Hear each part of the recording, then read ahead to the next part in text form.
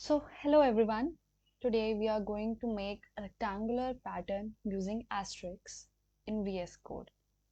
So it will be something looking like this, as you can see. So first of all, let me give you a visual uh, explanation of how this can be done. For example, we have taken a rectangle which has 3 rows of asterisks and 5 columns. So here rows is equal to 3, columns is equal to 5. So how are we going to approach this problem? So first of all, we will iterate over the number of rows. Number of rows are 3. So first of all, we will initialize the row as 1, and for row 1, we will iterate the columns. So column is equal to 1, 2, 3, 4, 5, and each time for every value of column, an asterisk will be printed. When this is done, we will switch over to the new line, and for row 2 again 1, 2, 3, 4, 5, and each time an asterisk will be printed, and so on till row 3. Here we have taken the example as rows is equal to 3 and columns is equal to 5, but in our question it will be user defined. So let's switch over to the code. So this is the code. So first of all, let me explain the basic concepts. So I have included I have written hashtag include iostream. So iostream is a header file in the C++ standard library. So this code is written in C++, of course. And what iostream does, it allows us to include the standard input output stream library in our program.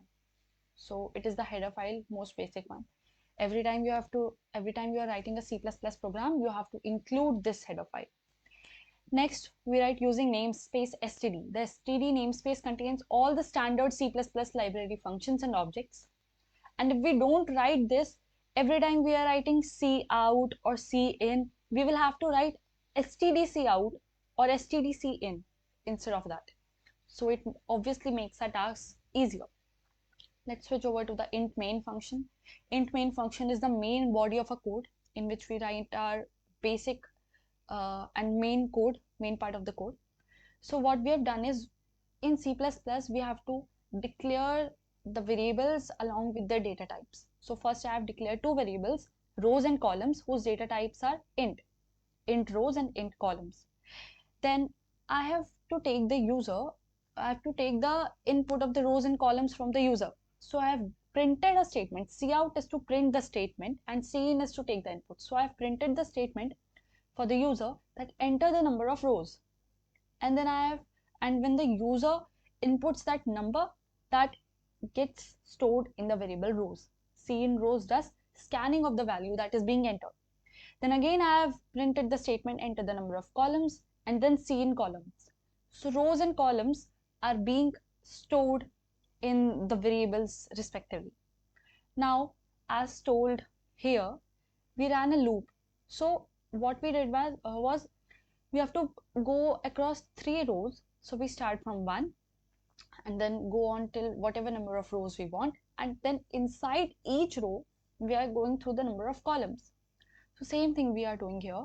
We have started a loop for the rows. We are initializing it with 1. So for int I is equal to 1, I less than equal to rows means what is being done here, it's like, so I is equal to 1, int I is equal to 1 we have to declare because we have not initialized it before, and whenever we initialize a variable in C++, we have to declare it along with its type. So I have written int I is equal to 1. So first of all, it's I is equal to 1 and I is less than equal to, let's say in our example rows are 3, so I is less than equal to 3.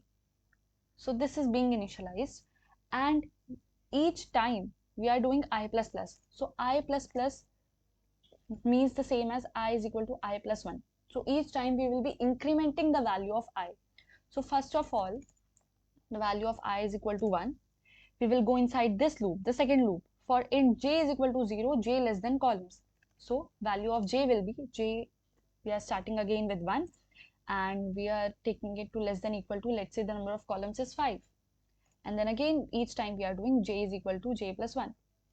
So first of all, for I is equal to 1, j is equal to 1, we will be printing out cout asterisk and then a space, because there is space between every asterisk here.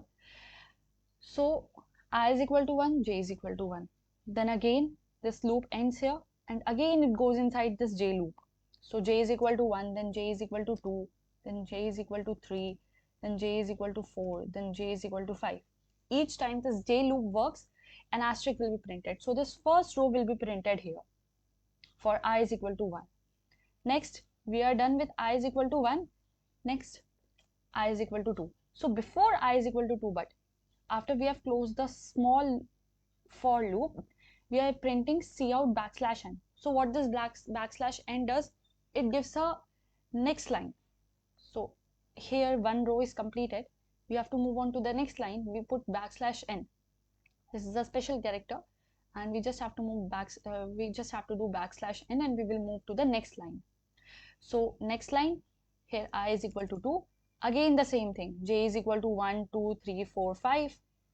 This will work here as well.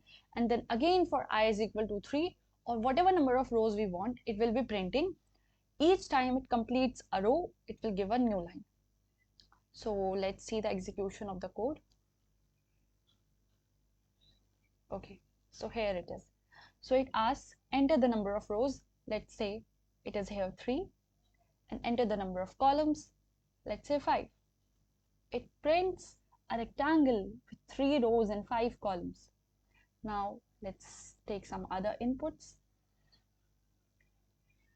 Let's try with number of rows 8 and number of columns, let's say 6.